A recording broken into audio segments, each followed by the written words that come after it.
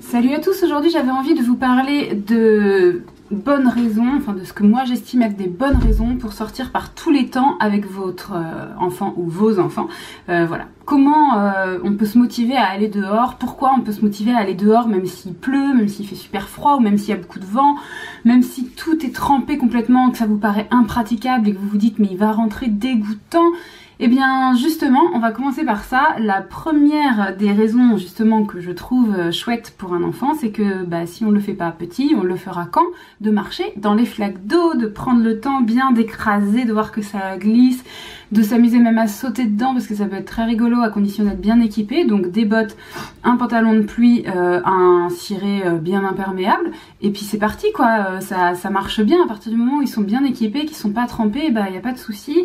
Donc même si vous êtes très urbain, citadin, vous pouvez très bien aller marcher dehors. Il y a forcément des endroits où il y a des flaques d'eau et où ça amusera vos enfants. Je trouve que c'est un truc à avoir vécu forcément à un moment, de s'amuser un petit peu dans les flaques d'eau. Et même les plus petits, moi je sais que quand Jonas était vraiment petit, je le laissais s'asseoir. Forcément il était équipé donc il n'était pas mouillé. Donc je le laissais s'asseoir dans la flaque d'eau pour y bouiner tout ce qu'il veut. Donc par contre il faut savoir qu'il y a des chances qu'ils aient les mains complètement trempées. Ne leur mettez pas de gants.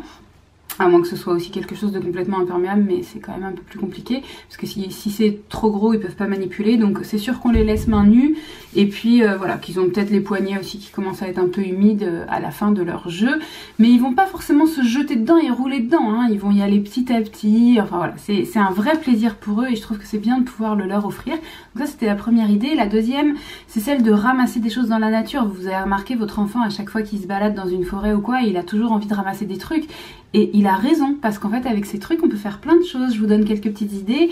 Les pommes de pin là, c'est vraiment le moment pour les prendre. Vous pouvez les peindre pour en faire des petites décos de Noël. Les feuilles qui sont tombées, si elles sont encore en bon état, vous pouvez les coller dans un cahier, noter la feuille que c'est, ou alors juste marquer je l'ai ramassé telle date, etc. Enfin voilà, vous n'êtes pas obligé si vous connaissez pas les feuilles, mais ça peut être l'occasion de chercher, donc ça vous fait un petit herbier.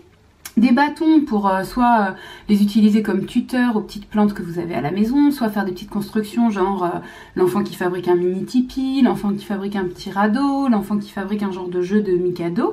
Vous pouvez aussi ramasser, enfin c'est votre enfant qui va décider, ne lui suggérez pas, il va ramasser ce qu'il aura envie, mais s'il ramasse des cailloux, vous pouvez vous dire que ça fera un petit jeu où on comptera par exemple les cailloux, et pour les enfants qui sont par exemple dans les divisions, dans les multiplications, dans les additions, etc., ça peut être un super support pour faire des mathématiques de manière vachement plus ludique, parce que c'est un support qui change. Dès que ça change, c'est ludique. Vous pouvez aussi ramasser des glands et de la terre. Donc nous on a tenté, là on va voir ce que ça va donner. Je sais pas si ça va marcher, mais l'idée c'est de le faire germer, et puis après de voir si on arrive à avoir une petite pousse qui sort, et puis après peut-être de le replanter quelque part dans la nature. Donc c'est tout un processus à faire et c'est rigolo. Troisième expérience que je pense que votre enfant a envie de vivre, c'est d'utiliser un parapluie. S'il est en âge voilà, de marcher avec un petit parapluie, achetez-lui un petit parapluie, il sera vraiment super content de faire comme les grands.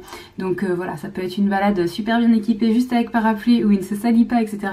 Mais juste où il fait un petit tour voilà, soit du quartier si vous êtes en ville pour aller comme par exemple à la boulangerie ou j'en sais rien, soit vraiment dans la forêt, de marcher avec son parapluie, ça peut être très chouette.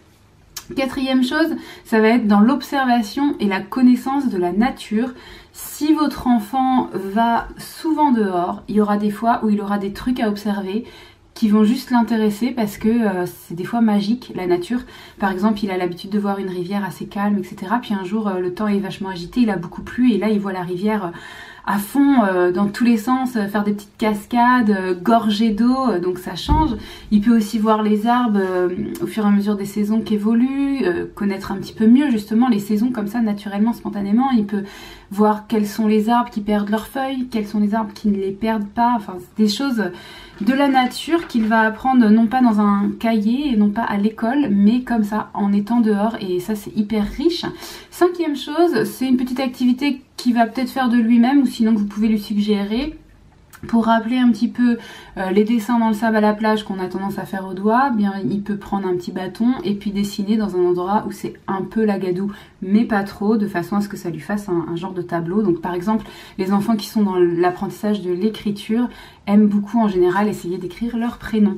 6e chose, ça va être d'apprendre à observer le ciel, à connaître la météo. La météo, c'est pareil, c'est un truc, si on fait pas attention, si on lève jamais les yeux au ciel, on regarde là sur nos écrans, nous adultes, et on dit oh tiens, il va y avoir des nuages à telle heure, etc. Donc c'est comme ça qu'on fait la météo. Mais en fait, si on revient un petit peu aux sources et qu'on est observateur et qu'on regarde dehors, et ben on a vachement d'indices sur ce qui va se passer. Et moi j'ai remarqué qu'en étant beaucoup plus dehors, là pendant mon congé parental, j'ai clairement été énormément dehors, et bien je me suis rendu compte que maintenant j'étais capable, avec les nuages qui arrivent, de dire si ça va aller ou s'il y a une averse. Et combien de fois je me suis dit tiens, là il va se mettre à pleuvoir, des choses que j'aurais pas forcément anticipées avant, et j'avais raison quoi. Dans les 5 minutes je me suis dit oh là là, vite on rentre parce que là dans 5 minutes il pleut, et j'avais raison, 5 minutes après bam ça tombe. Donc du coup voilà les premiers signes d'arrivée de la pluie, quel nuage va être un nuage de pluie, quel nuage va être juste un nuage. Et c'est des choses bien sûr que les enfants partagent avec nous et qu'ils apprennent à faire aussi. Moi ça m'a fait rire quand j'ai vu mes enfants parler du ciel en termes un peu comme ça spécifiques de oh là ça c'est un nuage machin, c'est un nuage juste de passage, c'est un nuage de pluie très noir, maman regarde, en plus il y a le vent, il faut qu'on s'en aille, enfin. Quand eux commencent à tenir ce type de discours, je me dis c'est bien, je les ai beaucoup mis dehors et donc ils commencent à avoir voilà, des petites notions de météo, et je trouve que c'est pratique en fait dans la vie d'être un petit peu comme ça capable de faire différentes choses et de soi-même en fait, de pas dépendre d'informations que d'autres nous donneraient. 7e chose, on est déjà à 7, c'est d'avoir la surprise de tomber sur des animaux sauvages. Donc c'est vrai que quand on est à l'extérieur et que le temps est mitigé, en général il n'y a personne, hein, vous êtes tout seul au parc. Et du coup, en fait, ce qui peut se passer, c'est que y a des animaux qu'on voit pas d'habitude. Donc les écureuils, quand il pleut, bon, nous on les a déjà vus, mais souvent ils ont tendance, quand il y a vraiment trop de pluie, à se planquer. Ça dépend où on est. Les petits oiseaux, bon on arrive quand même à en voir pas mal. Et puis après, si on a du bol, si on est dans le bon endroit, etc., on peut voir des petits lapins, ou on peut voir même, il y en a qui arrivent à voir des sangliers en fonction des endroits où on va. Bon, l'idée c'est pas forcément d'aller se mettre face à face avec un sanglier, mais enfin voilà, on peut observer en fait des petits animaux dans la nature, ou même si c'est juste des insectes, ou même si c'est juste les petits oiseaux. Enfin je trouve que c'est beaucoup ça quand il pleut, les petits oiseaux qui vont chercher les vers de terre. Et ça peut être juste sympa de voir ça, ou les poissons aussi, ou les canards, enfin voilà. On peut voir pas mal d'animaux comme ça qui sont dans leur milieu de vie d'une façon un petit peu différente, parce qu'ils sont un peu moins dérangés par les gens autour, et ça je trouve que c'est chouette aussi. Et puis c'est un truc encore plus sympa à vivre si, comme bientôt là ça va être la nuit vraiment tôt, si vous allez dehors comme ça alors que ça commence à être la tombée de la nuit, ou même qu'il fait déjà bien noir, et que vous mettez des lampes torches dans les mains des enfants, c'est une expérience quand même assez chouette de la nature, un peu différente, qui change. 8e point, ça va être juste de respirer, de prendre tout cet air extérieur naturel. Alors si vous êtes en ville, expirez aussi bien toute la pollution, essayez de vous trouver un endroit vert, parce que c'est vrai que là quand je dis respirer, c'est plutôt respirer dans un endroit voilà, où vraiment il y a du vert quoi, pour que vous puissiez vous en mettre plein les poumons. Oui, c'est vrai qu'il y a du vent parfois et que ça secoue un peu les cheveux dans tous les sens et que ça fait froid sur la tête et que parfois on caille et qu'il faut continuer à marcher parce que si on s'arrête vraiment on caille beaucoup. Oui, c'est vrai, mais en fait tout ça c'est hyper vivifiant, c'est hyper revigorant, ça aère le corps, mais ça aère aussi la tête, et c'est valable pour nous, c'est valable pour nos enfants, ça leur fait vraiment du bien. 9e point, ça rejoint un peu, mais c'est différent, c'est sur leurs dépenses physiques. Les enfants ils ont besoin de bouger, c'est une nécessité physiologique pour eux, et j'avais même lu une recommandation, mais je sais plus où, donc je peux pas trop vous donner la source, mais ça m'est resté en tête parce que j'ai trouvé que c'était gros, qui était de 3 heures d'activité extérieure par jour. Pour un enfant ça paraît pas incohérent hein, quand on regarde un peu ce qu'ils proposent à l'école en termes de récréation, mais par contre vous dans votre quotidien, même avec les enfants plus petits, ou même si vous êtes assistante maternelle et que vous avez des enfants chez vous, est-ce que réellement vous arrivez à passer 3 heures par jour, par tous les temps?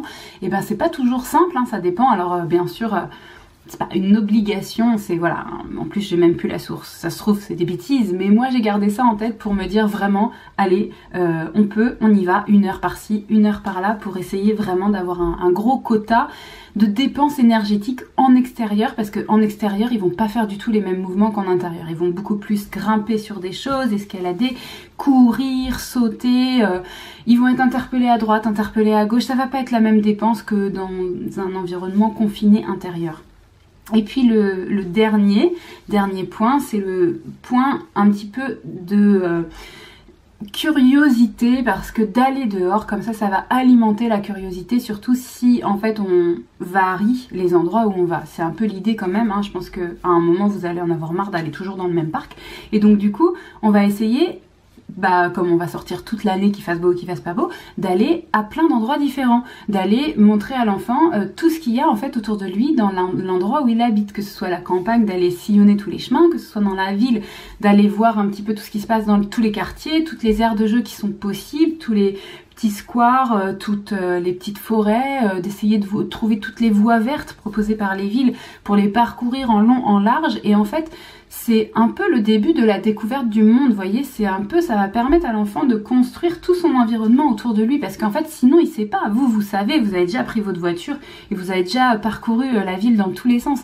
mais lui il sait pas, il a juste son petit environnement, et plus on lui agrandit son espace, et plus il aura vu de choses, et plus il aura conscience de tout ce qu'il y a autour de lui, et plus ça lui donnera envie d'essayer d'aller pousser cette limite encore un petit peu plus loin. Donc c'est vrai que par exemple on emmène parfois les enfants en voyage en se disant c'est cool, ils vont voir autre chose, machin, voilà, les voyages forment la jeunesse, je suis tout à fait d'accord avec ça, mais parfois il n'y a pas besoin de mettre énormément de moyens, juste d'essayer d'aller partout dans son environnement, quel que soit le temps, pour connaître l'environnement, voilà, quand il fait beau, mais connaître l'environnement quand il fait pas beau, voir quand il y a du gel, voir quand il n'y en a pas, etc. Et ben ça c'est hyper enrichissant aussi pour les enfants au niveau de la curiosité. J'espère que vous êtes convaincus, et si c'est pas le cas, dites-le moi en commentaire. Sinon, dites-moi pourquoi vous aimez sortir, quel est celui de tous ces points là qui vous motive le plus, ou est-ce que vous en avez d'autres vous-même, n'hésitez pas à partager. Et puis quant à moi, je vous retrouve très très vite dans une prochaine vidéo.